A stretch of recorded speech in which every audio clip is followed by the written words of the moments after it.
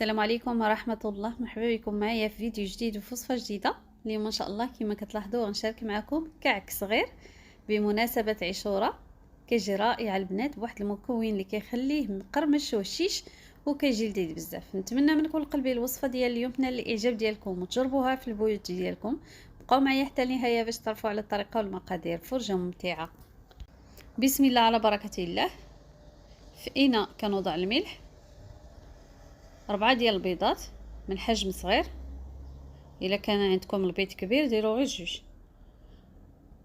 كأس السكر الخشن او السكر سنيده، الفاني او السكر بنكهه الفانيلا، كأس زيت،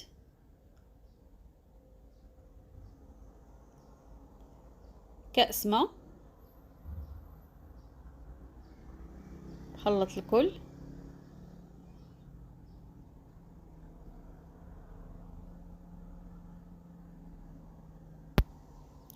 ضفت هنا معلقه كبيره ديال الجنجلان، يمكن لكم تضيفوا اكثر من 3 ديال المعالق كيجي زوين. 2 معالق كبار ديال النافع، راس معلقه صغيره ديال خميره الخبز او خميره العجين، خميره الفوريه. غادي نخلط الكل. هنا غادي نضيف المكون اللي كيخلي هاد الوصفه هذه تجي رائعه، كتجي هشيشه يا البنات. كأس ديال المايزينا او نشا الذره. غادي نخلط حتى يندمج ليا مع المكونات.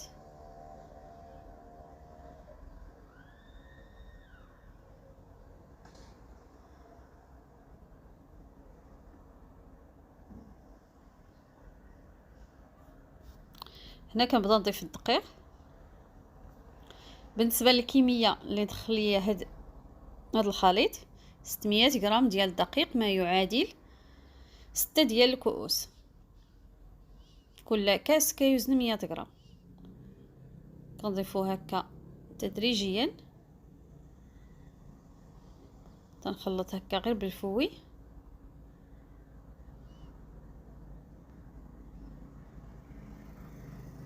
بالنسبه للدقيق كيبقى دائما على حسب النوعيه ديال الدقيق، يعني دائما الدقيق راه كيبقى على حسب الخليط. كنضيفوا الدقيق وكنخلطوه حتى يحصلوا على القوام المطلوب. هنا ضفت 4 غرام من خميره الحلويات بيكنج باودر، نصف ملعقه صغيره او نصف كيس من الخميره، وغادي نعاود نخلط. هنا ما كملتش الطريقه ديال العجين لان الكاميرا طفات، ما رديتش ليها البال. بديت كنضيف الدقيق، ضفت 3 ديال الكؤوس اخرين، يعني مجموع ديال 600 غرام ديال الدقيق، 6 ديال الكؤوس، حتى حصلت بهذا القوام هذا كما كتلاحظوا. فبعد ما جمعت العجينه غادي نحطها هكا فوق سطح العمل. غطيتها بالبلاستيك وكذلك بمنديل باش هكا ما تنشفش، وبديت هكا كنشكلها حريبلات صغار وكنوضعهم هكا على جنب حتى كنكمل الكميه اللي عندي ديال العجين. ومن بعد غادي ندوز باش نكمل معكم الطريقه ديال التحضير.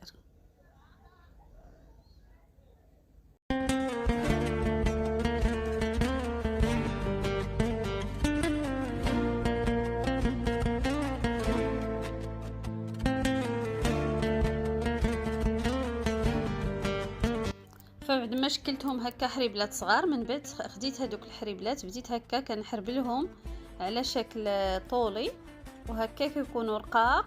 كنحربلهم مزيان وغادي نخليهم على جانب.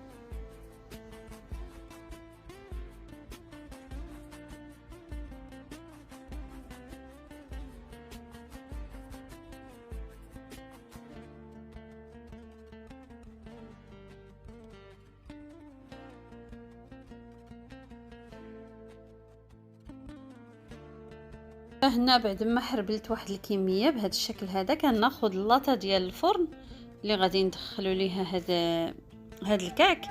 كنبدا نلوي هكا على صبعي ونضغط بهذا الشكل هذا. كما كتلاحظوا الطريقه سهله وكيوجدوا بسرعه.